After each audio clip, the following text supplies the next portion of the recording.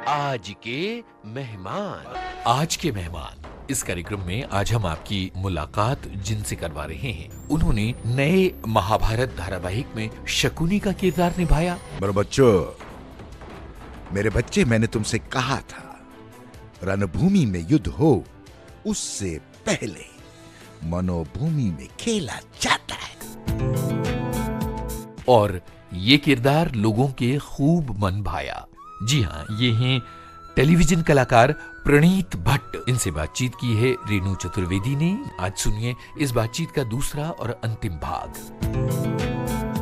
दोस्तों नमस्कार। अभिनय की जो क्षमता होती है उसकी उड़ान कहाँ तक जा सकती है, ये हमारी समझ के तो परे है।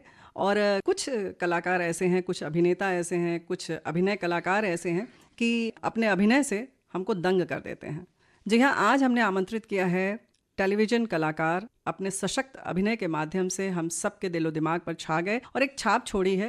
जी हाँ, हम बात कर रहे हैं महाभारत। जी हाँ, जो दूसरे चरण में महाभारत आई उसमें शकुनी जी का जो रोल इन्होंने निभाया है, जो अभिनय क्षमता उन्होंने दिखाई है, उसका अभिवादन करते हैं। और कलाकार के तौर पर जो हैं, जाहिर है जिन्होंने इसे अभिनीत किया, प्रणीत भट्ट जी, और जिन्हें आप शकुनी मामा के नाम से जानते हैं। और ऐसा कहना चाहिए कि विलेन जो बहुत लोकप्रिय हो, बहुत कम देखने को मिलता है। और एक बार फिर से स्वागत है कार्यक्रम में। प्रणीत जी, ये बताइए कि ये जो भूमिका आपको मिली, जिसकी चर्चा है और जिसकी वजह से एक अलग पहचान आपको मिली, आपने पढ़ाई की उसके लिए? फिर हाँ, तैयारी करनी पड़ी। कैसे? महर्षि व्यास ने जो, पहले तो महर्षि व्यास को प्रणाम, गणेश जी को प्रणाम।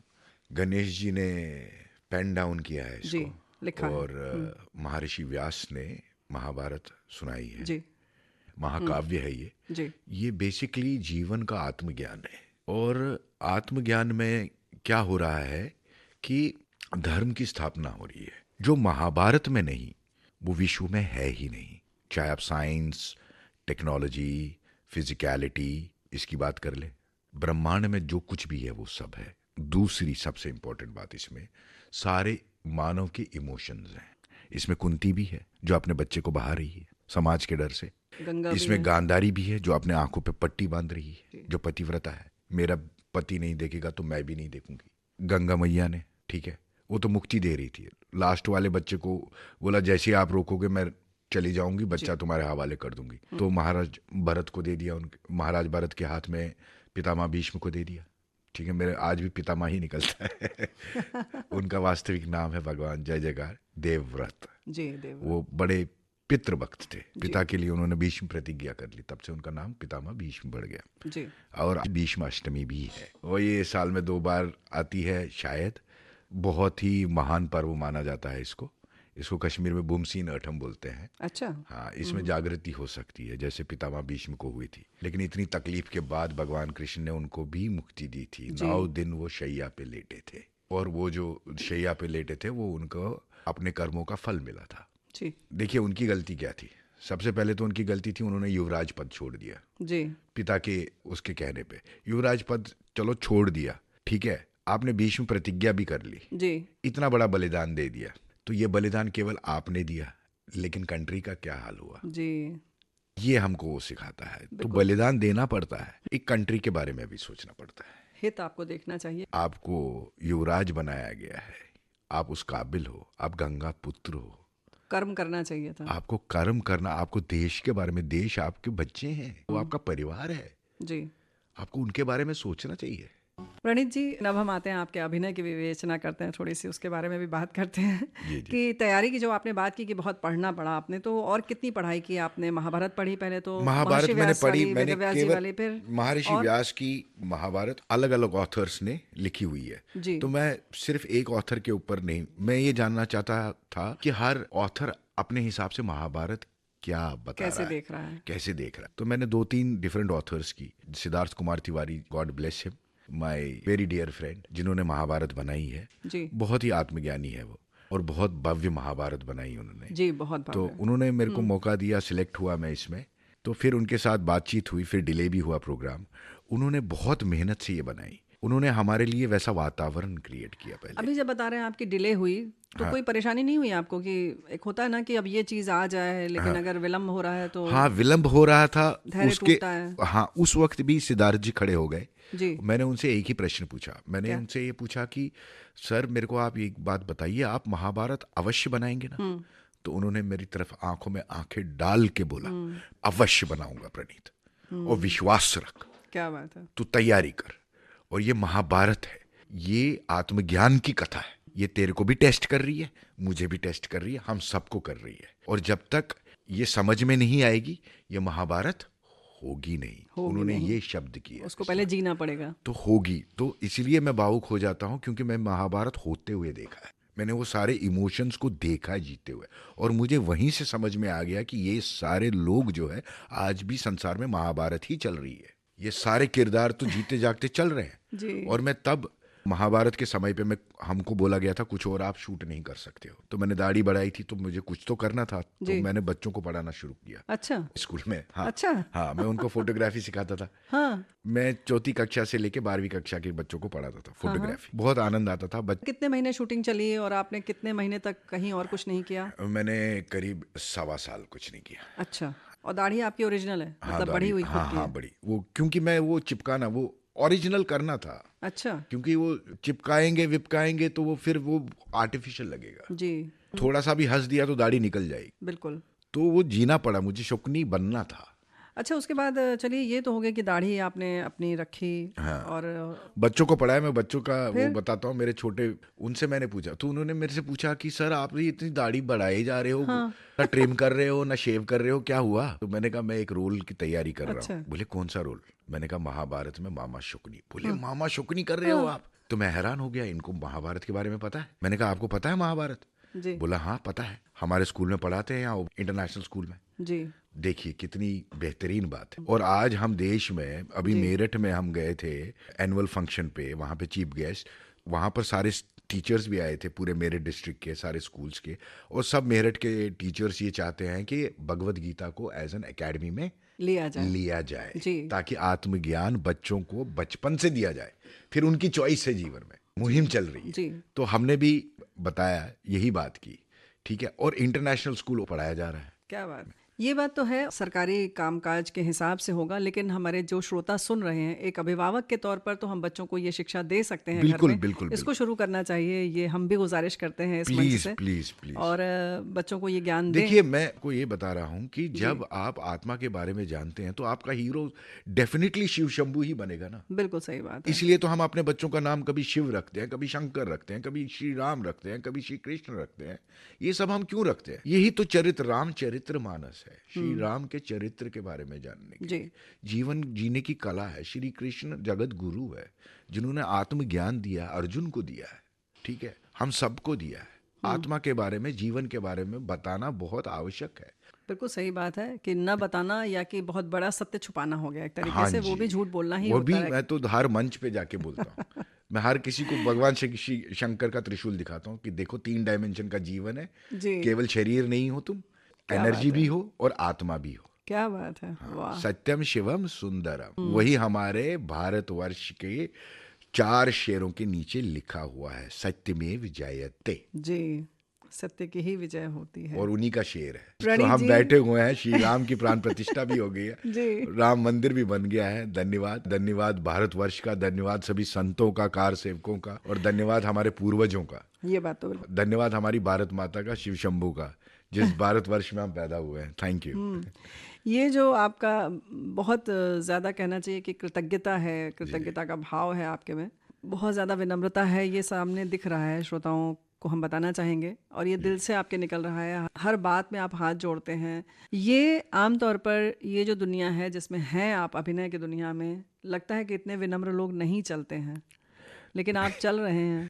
मैं वो महाभारत की प्रिपरेशन के बारे में बता रहा था जी। कि हमारे लिए उन्होंने थिएटर वर्कशॉप्स रख ली। अच्छा। हाँ, जिसमें रजत जी हमको ट्रेनिंग दे रहे थे। रजत कपूर जी जी, बहुत जी, महान जी, कलाकार बहुत हैं। जबरदस्त। मेरे को ब्योमुकेश बख्शी उनका बहुत पसंद आता है। बिल्कुल। तो वो समय भी निकाल के बात करते थे महाभारत पे, सिद्धार्थ जी भी बात करते थे, ठीक है, इनका सहयोग। फिर हम पढ़ रहे थे महाभारत, मैंने डिफरेंट ऑथर्स की पढ़ी, उसमें जिया। बच्चे से मैंने पूछा, मैंने कहा अगर तूने पढ़ी है तो मामा शोकनी कैसा होना चाहिए? तो उसने मेरे को बोला, और बहुत कमाल बात बोली, मुझे आज भी याद है। बोला सर आज की दुनिया में हर कोई शौकनी है। अच्छा। एक चौथी कक्षा का बच्चा मुझे बता रहा है, मेरा स्टूडेंट, कि आज की दुनिया में हर कोई शौकनी है। बहुत बड़ी बात है। तो मैंने कहा कि ये किस लेवल पे इंटेलेक्ट हो गया है। मैंने कहा लेकिन परफॉर्म कैसे किया जाए? जी। बोला कि परफॉर्मेंस ऐसी होनी चाहिए कि हम बच्चों को पसंद आ जाए। एंटरटेनमेंट होना चाहिए सर, एंटरटेनमेंट होना चाहिए, क्योंकि अगर आप बहुत ही ऐसी बात भी कह रहे हैं या ऐसा दुख भरी दास्तां भी दिखा रहे हैं, लेकिन आप एंटरटेनिंग वे में दिखाओगे तो हमको पसंद आएगी, अच्छा। हम देख पाएंगे, हम समझ पाएंगे, क्योंकि बहुत हम बड़ी बात। महाभारत को समझना चाहते हैं। मैंने कहा फिर महाभारत में लेकिन मामा शोकनी के साथ साथ भगवान कृष्ण भी है। बोला वही तो बात है, वो तो हीरो है। वो तो बचा लिए जी। फिर देखिए अब जब बच्चा इतनी बात कह रहा है तो उनको भगवान कृष्ण की गीता भी पढ़ानी चाहिए।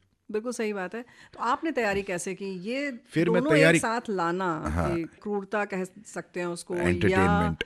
छल कपट के साथ एक मतलब रोचक भी लगे, ये कैसे आपने सब किया? ये मैं घर पे बैठ के तैयारी करता था। अच्छा। फिर रजत जी के साथ हम लोग क्लासेस करते थे, फिर सिद्धार्थ जी के साथ बैठकर परफॉर्म करते थे, वो बैठ के देखते थे, रिहर्सल करते थे। तो खैर मैं आपको एक, मैं इसमें आंख बंद करता हूँ। हाँ जी। उसके बारे में और मैं खास समय पर करते हैं आप। हाँ खास समय पे। जी। उसके बारे में एक छोटा सा किस्सा है। जी। वो हम लोगों ने शूटिंग पे जाने से पहले एक सीन शूट किया, मॉक शूट बोलते हैं उसको, ट्रेनिंग के लिए। हाँ हाँ। और वो जो शूट किया हमने, वो सीन है कि मैं पिताश्री से बात कर रहा हूँ बहन के बारे में, जो मैंने आपको बताया। जी। बड़ा भावुक सीन है वो। तो मैंने परफॉर्म किया, जैसे मैं भावुक हो गया, परफॉर्म किया। तो हम लोग पूरी टीम बैठी हुई थी 10-12 लोगों की, और सिद्धार्थ जी भी बैठे थे, मैं भी बैठा था। तो देखा सीन तो सबकी आंख में आंसू आ गया, लेकिन सिद्धार्थ जी देख रहे हैं मुझे और मैं भी सबको देख रहा हूँ, क्योंकि हमने सीन परफॉर्म किया था, शूट किया था। सीन खत्म हुआ, सब लोग भावुक हो गए, उनकी आंख में आंसू थे। बोले यार we are fine, this is very nice and this is excellent, this is mind blowing. ऐसी तारीफ करके सब क्रिएटिव टीम चली गई। सिद्धार्थ जी ने मेरे को बोला तू रुक, हमको बात करनी है। मैंने कहा ठीक है सर। तो चले गए। तो हम लोग नीचे, बोले चल नीचे। तो कॉफ़ी वॉफ़ी पी रहे थे हम। तो मेरे को बोला तू मेरे को एक बात बता, तुझे कैसा लगा ये सीन? मैंने कहा सर ठीक है, हर कोई तारीफ कर रहा है, लेकिन ये तो कॉमन लेवल है, कॉमन लेवल पे ये लोग इतने भावुक हो रहे हैं, तो हमने पटरी सही पकड़ी है। जब शूट करेंगे इसको प्रॉपरली तो वो तो नेक्स्ट लेवल होगा, तो और बेटर करेंगे इसको। बोला तू मेरे को एक बात बता, तू बोल रहा पटरी करेक्ट पकड़ी है, पटरी गलत है। मैंने कहा क्या बात कर रहे हो सर? बोला हाँ। बोला तू मेरे को एक बात बता, अगर मामा शुकनी की बातों पर जनता रोएगी जी। तो पांडवों को गाली देगी, जाहिर है। तो हीरो कौन है? मैंने कहा पांडव, श्री कृष्ण। तो शकुनी हीरो कैसे बन गया? मैंने कहा लेकिन सर वो बहन की बात कर रहा है, वो सीन ही वैसा है, लिखा हुआ है, वो हीरोइज्म का सीन है सर। सीन करेक्ट, एक्टिंग गलत है। अच्छा। ये उनकी जो बात है गहराई की, सिद्धार्थ जी, बहुत इसलिए बड़ी वो बात मेकर है। बोला सीन करेक्ट है, एक्टिंग गलत है प्रणीत। तो मैं हिल गया, मेरे को कुछ समझ में ही नहीं आया। मैंने कहा सीन तो हीरोइज्म वाला है, वो बहन के लिए अन्याय हो रहा है, वो तो हीरो है। हीरो ही है इस समय। हाँ। बोला नहीं, वो Positive. विलन है प्रणीत, तुझे विलन लाना पड़ेगा। ये मामा शुकनी नहीं है, ये हीरो है, ये मुझे अमिताभ बच्चन लग रहा है। तो मैंने कहा सर आप मेरे को थोड़ा सा ना प्लीज, थोड़ा आत्मज्ञान से मेरे को बताओ, गहराई से। हाँ। मेरे को अभी क्लियर पिक्चर नहीं दिख रही है, मुझे क्या लाना है? बोले देख अभी क्या लग रहा है, अमिताभ बच्चन की, तूने पिक्चर देखी है शोले? मैंने कहा हाँ सर देखिए।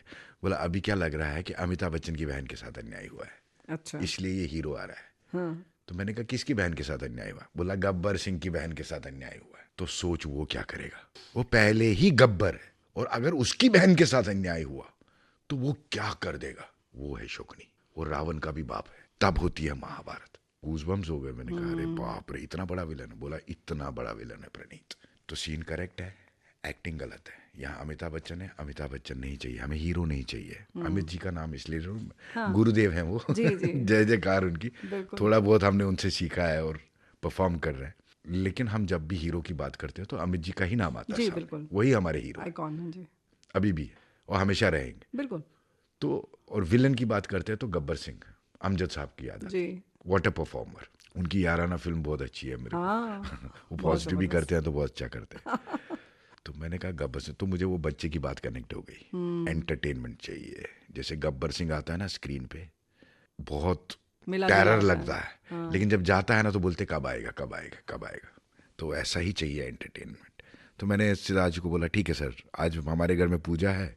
बोला जा जा तू पूजा कर और भगवान से बोल कहाँ है वो विलन वो लेके आ। तो खैर मैं घर गया, पूजा की, मम्मी डैडी को बोला, बोले आएगा आएगा आएगा। अच्छा। हाँ, मैं कंचन से बात की, माय वाइफ, ठीक है, दैट टाइम एंगेजमेंट हो गई थी, जी जी। लेकिन शादी नहीं हुई थी। तो मैंने उनको फ़ोन किया, मैंने कहा यार थोड़ा मिलो, मेरे को बताओ। तो वो मेरी सबसे बड़ी फ्रेंड, फिलोसोफर, गाइड, क्रिटिक्स सब। अच्छा। हाँ तो मैंने उनको बोला ऐसे ऐसे। बोले अरे यार वैसे ही तुम 1.5 साल से महाभारत पढ़ रहे हो, दाढ़ी बढ़ा दी है, लंगड़ा के चलते हो, अब तुम और किस लेवल पे ले जाना चाहते हैं सिद्धार्थ जी तुम्हें? मैंने कहा गब्बर सिंह चाहिए। बोले ठीक है आएगा आएगा, करो तुम कुछ तो करो। तो मैं ऐसे ही बैठ के, रात को नींद ही नहीं आई मेरे को, जी। बैठ के शीशे के सामने मैं ऐसे कर रहा था कि गब्बर सिंह कैसे आएगा, गब्बर सिंह विलन कैसे आएगा, शकुनी कैसे आएगा। मैं गब्बर भी भूल गया, मैं सब भूल गया। मैं कहा ये वो शकुनी कैसे आएगा, शकुनी शकुनी शकुनी। और ऐसे मैं परफॉर्म कर रहा था और एक आंख बंद हो गई मेरी अपने आप। वो परमेश्वर की कृपा हो जाती है। और मैंने डायलॉग बोला और मैं खुद ही डर गया। मैंने कहा हे भगवान, ये है विलन, यही है शकुनी। और मैंने वापस किया, फिर मेरे को प्रैक्टिस किया। फिर अगले दिन पहुंच गया स्वास्तिक, सर शकुनी आ गया। और मैंने एक आंख बंद करके डायलॉग बोला यही है, ओहो, यही है शकुनी, तू ले आया। एंड देन फिर हमने वापस वो एक मॉक शूट किया। इस बार मैंने आंख बंद करके वो किया, लेकिन हमने ये डिसाइड किया, 4 चांद लग गए फिर। हाँ, हमारे डायरेक्टर साहब थे अमरजीत सिंह बावा, प्रिंस नाम है उनका, वो हैरी बवेजा साहब, गॉड ब्लेस हिम, उनके एसोसिएट डायरेक्टर, वो हमारे महाभारत के, ही स्टार्टेड द शूटिंग। तो मैं, प्रिंस सर, हमने शूट किया और सिद्धार्थ जी को दिखाया। इस बार वही टीम बैठी हुई है, वही 10-12 लोग थे जो पिछली बार बहुत रोके गए तारीफ थे। कर चुके थे। हाँ, तो इस बार उन्होंने देखा कोई नहीं रो रहा है लेकिन शॉक्ड है। और जैसे सीन खत्म हुआ, they are like my God, ये क्या है, ये टेरर है, ये क्या कर देगा, ये तो कहानी खत्म कर देगा हस्तिनापुर की। बोला ये है villain. So that is how ये टीम वर्क से होता है, विजन से होता है। मेकर हमसे मांगता है, डिमांड करता है, ऐसा धैर्य से उस पर काम करते हैं और परमेश्वर की कृपा हो जाती है। हाँ, मतलब पूरी कायनात कहते हैं साथ देती है। वही चीज़ है कि जब आप बहुत शिद्दत से कुछ चाहते हैं तो पूरी कायनात आपको उससे मिलाने की साजिश करती है साजिश नहीं, कोशिश करती है और पूरी कायनात आपके साथ होती है और कहीं ना कहीं पूरी प्रकृति आपके साथ हो जाती है। और ये बहुत पहले से हम लोग देखते आ रहे हैं, सुनते आ रहे हैं और अनुभूत करते आ रहे हैं। उसके संग संग जैसे कि पैर से टेढ़े होके चलना, हाँ। वो जो आपने पूरा मैनरिज्म पकड़ा, बस आत्मा आ गई थी शुक्नी की। एक्चुअली एक बार मैं महाभारत पढ़ते पढ़ते जब मेरे को समझ में आ गया ना, बहुत डिफरेंट ऑथर्स की, कि मुझे समझ में आ गया शुक्नी मामा कौन है।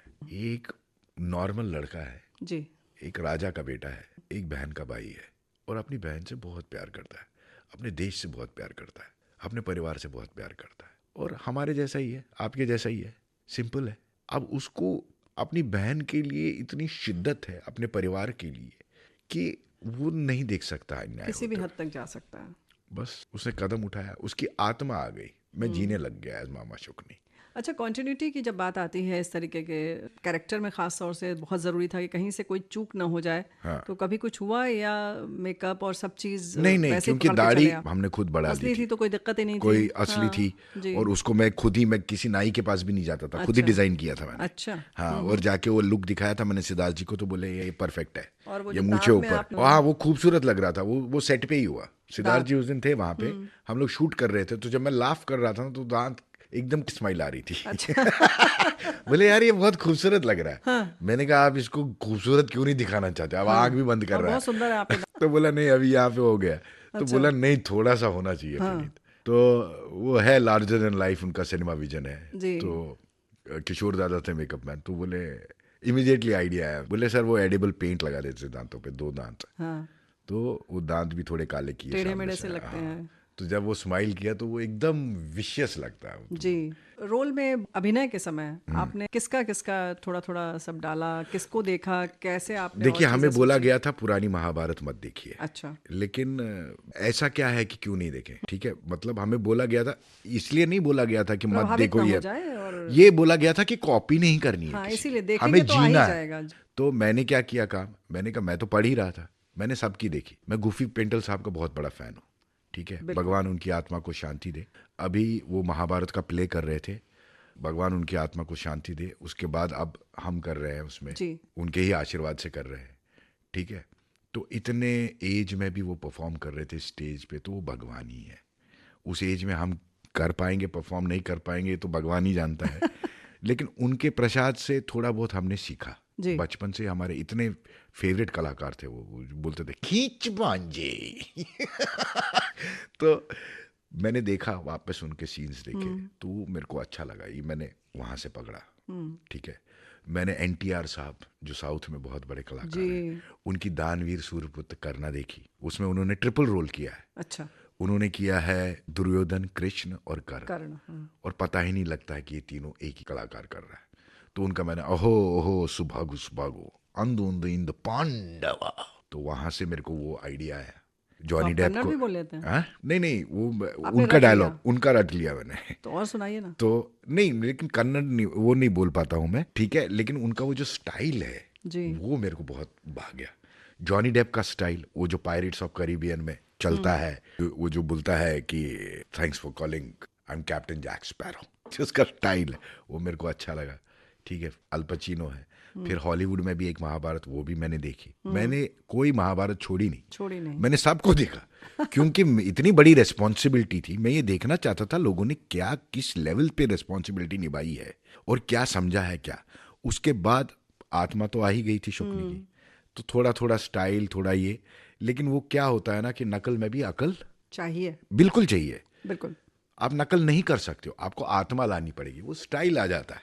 तो वो फिर अपने आप थोड़ा गुफी साहब का, थोड़ा एनटीआर साहब का, थोड़ा जॉनी डेप का, थोड़ा तो किसी की झलक अभी दिखती है। आपके बारे में तो आपके जो अभिनय और डायलॉग्स के बारे में तो सुनेंगे। गुफी साहब का कोई और थोड़ा सा लंबा डायलॉग सुनाइए ना। क्या ही कॉपी करूं उनको, भगवान है। लेकिन मैं जो परफॉर्म कर रहा हूँ, जी जी ठीक है, गुफी साहब ही कर रहे थे, जी तो मैं अपने स्टाइल में बोल देता हूँ। जी वो दुर्योधन और ये लोग हमला करने के लिए जा रहे हैं इंद्रप्रस्थ पे, जी जो आज की दिल्ली है, जी पांडवों का शहर। तो वो जाने ही लगते हैं तो पीछे से मैं आवाज देता हूँ, ये प्ले का सीन है, गुफी साहब परफॉर्म कर रहे थे, अब उनकी जगह पे मैं आया हूँ। वो सीन है, तो वो जाने लगते हैं तो मैं बोलता हूँ मेरे बच्चों, तो रुक जाते हैं। मेरे बच्चे, मैंने तुमसे कहा था रणभूमि में युद्ध हो उससे पहले मनोभूमि में खेला जाता है। क्यों इतने क्रुद्ध हुए जाते हो, जब देखो तब युद्ध करने को उत्तेजित हुए जाते हो। दासी बने द्रौपदी, इसके लिए युद्ध क्यों करते हो? इन पासों से कर दूं सब कुछ, लड़ लड़ कर क्यों मरते हो? गुफी साहब का है, सुपर। God bless him. तो इस बात पर हमारे महाभारत का टाइटल ट्रैक जी बिल्कुल। भक्ति है शक्ति है, भक्ति है शक्ति है, जीवन की मुक्ति है, जीवन का ये संपूर्ण ज्ञान है, गीता की गरिमा है, वेदों की रचना है, ग्रंथों में ग्रंथ ये महान है, महाभारत। बहुत बढ़िया।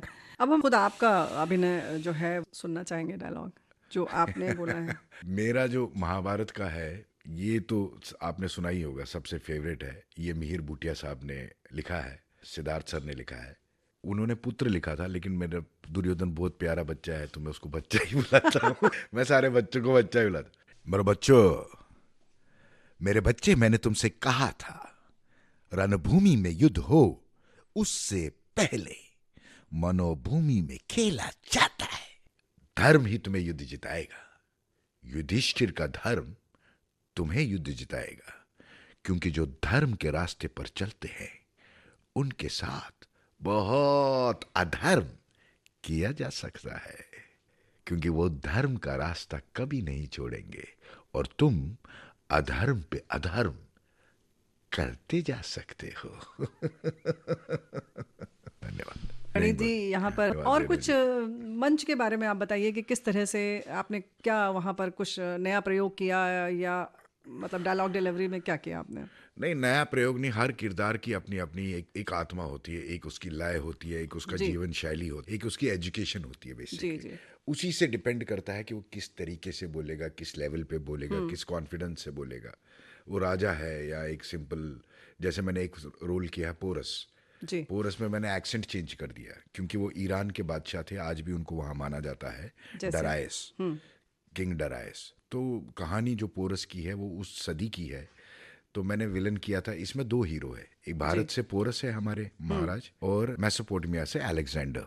जी। ठीक है। तो बीच में जो बादशाह है ईरान के वो है डराइस, वो मैंने वो रूल किया था। तो मेसोपोटामिया में भी उनका दबदबा है, राज है, और इंडिया में भी उनका ट्रेड रूट है। जी। तो यहाँ से रिवोल्ट के लिए खड़े हो जाते हैं पोरस, और वहाँ से रिवोल्ट के लिए खड़े हो जाते हैं अलेक्जेंडर जी।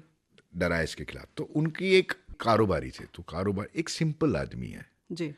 जो एक बिजनेसमैन है और बाद में आगे चलकर एक बहुत बड़ा बादशाह बनता है। तो उसकी लाइफ जर्नी के हिसाब से उसका डायलॉग होता है। तो उसमें डायलॉग है, समझ लीजिए, वो बात करता है, एक तो वो एक्सेंट आ जाता है ईरान का, ठीक है, लुक आ जाता है, लेकिन बातचीत कैसे करेगा। तो बात है, मैं आपको उनका एक अपनी बेटी से बात कर रहा है, वो बोलता है, जी करता है तुम्हारी जान ले ले बारसीन, लेकिन क्या करें, खुदा की कसम अगर तुम हमारी बेटी नहीं होती तो हम तुम्हें यही समंदर में गाड़ देते।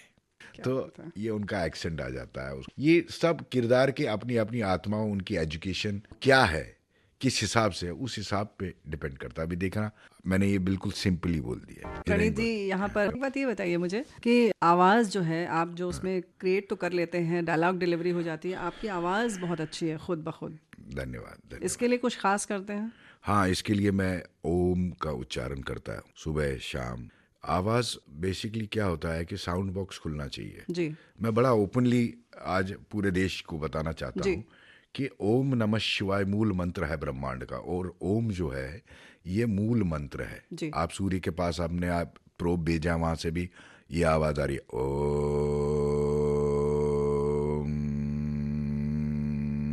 ये आ रहा है। ठीक है। मैं नासा की वेबसाइट, बीइंग एन इंजीनियर में वर्ल्ड पॉलिटिक्स हो, साइंस टेक्नोलॉजी हो, ठीक है, जो भी कुछ दुनिया में होता है मैं ग्रैब करने की कोशिश करता हूँ, देखता हूँ, पढ़ता हूँ। तो जब आप ओम का उच्चारण करते हो तो पूरा पेट के नीचे से आवाज़ ऊपर तक आती है। ये एवोल्यूशन है। ये आध्यात्म के लिए भी अच्छा है, और हम कलाकारों के लिए जब हम ओम का उच्चारण सुबह शाम करते हैं 10 मिनट, तो साउंड खुलती है, बेस बनती है, एक आवाज़ आती है। ये बताइए कि शकुनी के रोल में हो या जब इस तरीके के आप नकारात्मक रोल करते हैं तो बहुत लाउड होना पड़ता है। हाँ, तो नहीं, उसके जैसे बाद- पोरस जी। था, उसमें मैं लाउड नहीं था, अंडर प्ले हाँ, था। वो जी, विलन है लेकिन अंडर प्ले। शकुनी क्या अलग लेवल, वो भगवान है, वो जोकर जी। है। हाँ। वो कुछ भी कर सकते हैं। वो रावण से वन अप है। रावण फाइनल था त्रेता में।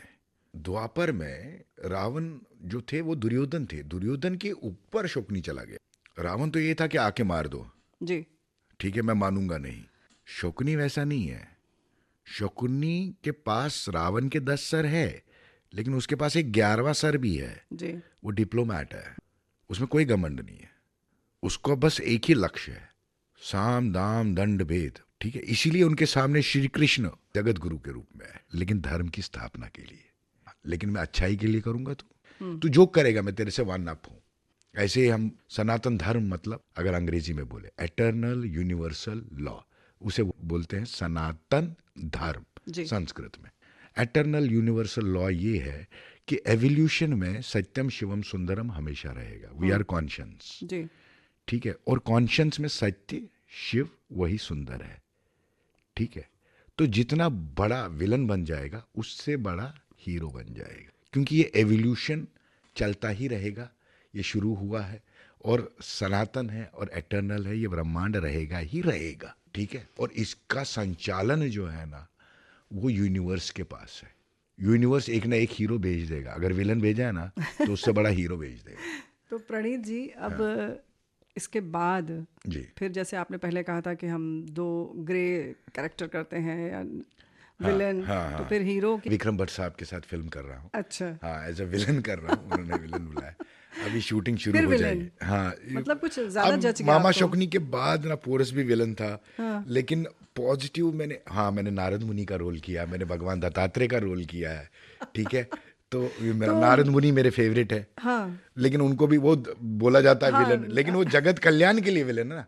अब तो मामा शुक्नी भी जगत कल्याण के लिए ही विलन थे ये ना। आपने ऐसे ही स्थापित कर। रावण भी तो जगत कल्याण के लिए ही विलन था ना। एक बार निपट गया, लोगों को ज्ञान भी मिल गया। राम जी को श्री राम और सीता माँ भी मिल गई, हनुमान जी भी मिल गए।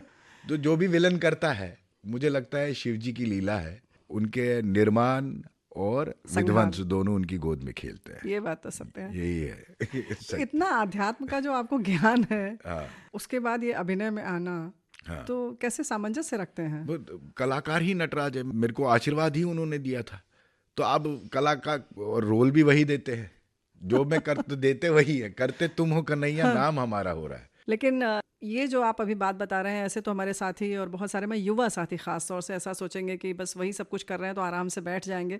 कर्म करना बहुत उनको आवश्यक। कुछ आप संदेश जरूर दे दें। मैं अपने यूथ, अपने जितने भारत के बच्चे हैं या विश्व के बच्चे हैं, जी, ठीक है, हमारी विविध भारती और आकाशवाणी जी। की गूंज बहुत ब्रह्मांडों तक जा सकती है बिल्कुल और जाती है। जी, तो मैं सबको यही बोलना चाहता हूँ, देखो कर्म करो, ठीक है, फल की चिंता मत करो। फल तो उसका पर्यायवाची है, उसका रिजल्ट है, परिणाम है पूरा। कर्म पहला काम है।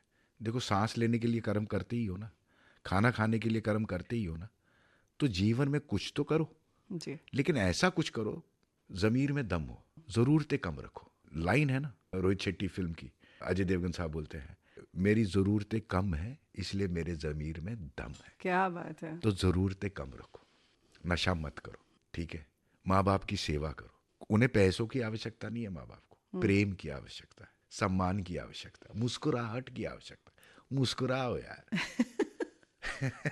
प्रणीत जी, मतलब आपके उस रोल को देखने के बाद जी। अब जब सामने से देख रहे हैं, जी। तो मतलब बिल्कुल लग रहा है कि सूरज पश्चिम से उगाया है। और हमारे श्रोता भी बहुत दंग होंगे, कौन व्यक्ति है जो ऐसी बातें कर रहा है? नहीं नहीं, वो मेरे को भगवान दत्तात्रेय के रूप में भी देख चुके हैं, नारद अच्छा। मुनि के भी रूप में देख लेकिन चुके हैं। याद शायद यही भूमिका ज्यादा हाँ, आती है ना? ये क्या, ये महाभारत है, ये महाकाव्य है, इसमें भगवान है, स्वयं श्री कृष्ण है, जी। तो उसकी वजह से ये तो सबसे टॉप ही रहेगा। अब आपको क्या लगता है कि किस तरीके की भूमिका आप करना चाहते हैं, या खास क्या करना चाहते देखिए, हैं? मैं जो कुछ भी काम करता हूँ, मैं आपको सत्य बताऊंगा, मेरे जो श्रोता होते हैं, मेरा टारगेट ऑडियंस जो है ना, वो जी। छोटे बच्चे हैं। अच्छा, क्योंकि अगर मैं उनको कुछ मेरे माध्यम से कुछ उन तक ज्ञान पहुंच पाया, कुछ एंटरटेनमेंट पहुंच पाई, कुछ, मुझे लगता है कि मैं आज भी छोटा बच्चा हूं, इसलिए मैं बच्चों के लिए ही काम करता हूं। क्या तो आपने मेरे शोज देखे होंगे, मेरे रोल्स देखे होंगे, वो सब चिल्ड्रन ओरिएंटेड है। हाँ, वो बात अलग है कि उसमें बड़े बच्चे भी इन्वॉल्व हो जाते हैं, वो भी देख लेते हैं। उनको भी आप बच्चे बड़े- कह देते हैं। हाँ, उनको भी बच्चा ही कहते हैं, वो भी देखते हैं। तो मैं मासेस के लिए काम करता क्या हूँ, बात बच्चों है। के लिए काम करता हूँ। इस मार्ग में जो जो परमेश्वर आदेश देंगे और करवाएंगे हमसे, वो होगा, अपने आप होगा। वाह वाह वाह, वाकई बहुत अच्छा लगा। और आप जो कह रहे हैं कि आप में एक बच्चा है, वो आपकी स्माइल में दिखाई दे रहा है, आपकी मुस्कुराहट में बराबर झलक रहा है, तो बहुत अच्छा लगा प्रणीत जी आज आपसे बात करके। बहुत बहुत धन्यवाद। Thank you so much. मैं बहुत अच्छा लगा। आपका धन्यवाद करता हूँ, और विविध भारती का, आकाशवाणी का और भारतवर्ष का थैंक यू। आज के मेहमान कार्यक्रम में आपने सुनी एक बातचीत टेलीविजन कलाकार प्रणीत भट्ट से।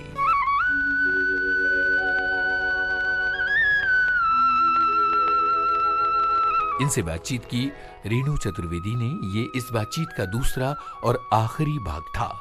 रिकॉर्डिंग इंजीनियर भावना सिंदल, प्रस्तुतकर्ता जुबैर खान।